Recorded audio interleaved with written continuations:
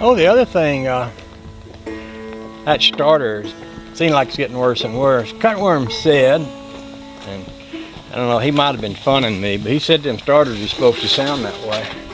But I noticed Mr. Heavy Chevy's little blue Crosley, it don't sound that way when that cranks. And we got a couple of starters when I was out at Cutworms. The one we had on there wasn't exactly working right. And he felt like it had too much grease oil on the Bendix gear thing here. And he dug one out of the dirt over in the shop of his where he had that blue one at. And he said, this one here's good. Of course, it looked like it come over on the Mayflower. You know, it was nasty as all get out. Cutworm grabbed it off and started beating on it with a hammer. And after a while, he says, oh, she'll work. And he throws her on there. And my golly, I didn't think it would work by the looks of it, but it did. But this is the one that came off in it. And that cutworm, he jumped into throwing this thing on there like a little monkey.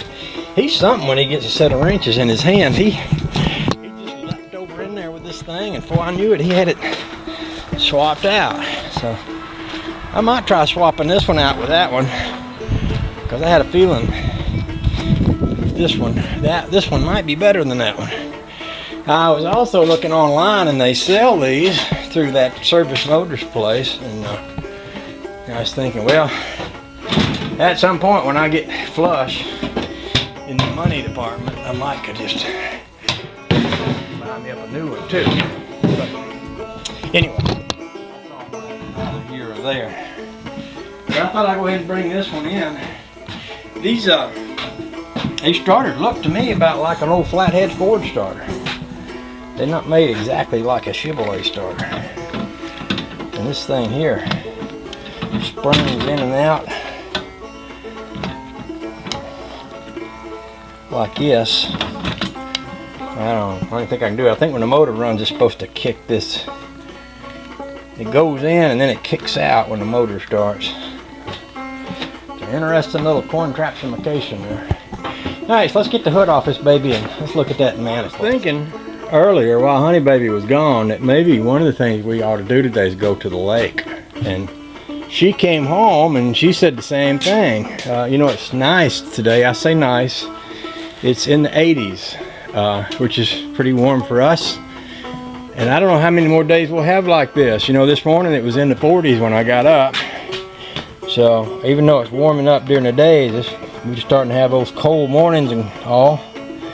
So we may not have many more opportunities to go to the lake.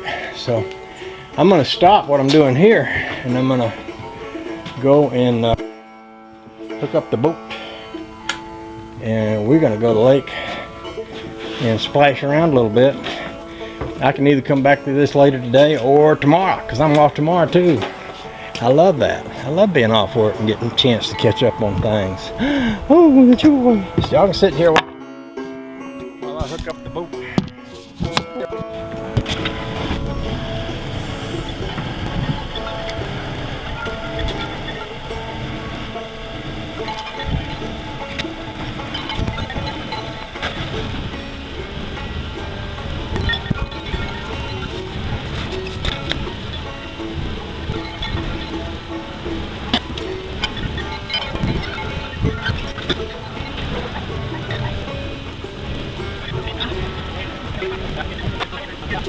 Well, the water's really low, but we were still able to get her in about 4 feet so far, so we can put her out here a ways. That's a good sized rock there we didn't hit. Yeah. Guess maybe I should pay attention for those kind of things. Sometimes the water makes it look like there's a big rock. Have another propeller. We'd rather not. We'd rather not if we can have it.